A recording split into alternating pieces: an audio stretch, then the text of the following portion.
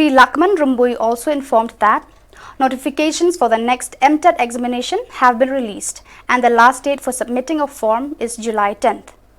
The exams will be held in August of this year, which is still tentative.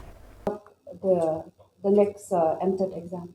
Notification have been brought up by the Directorate of Educational Research and Training. So I think the last date of filling of the form, I think in the month of July, and tentatively the exam will be held in the month of August. So these are the deadline which we are planning to do for this next MTET.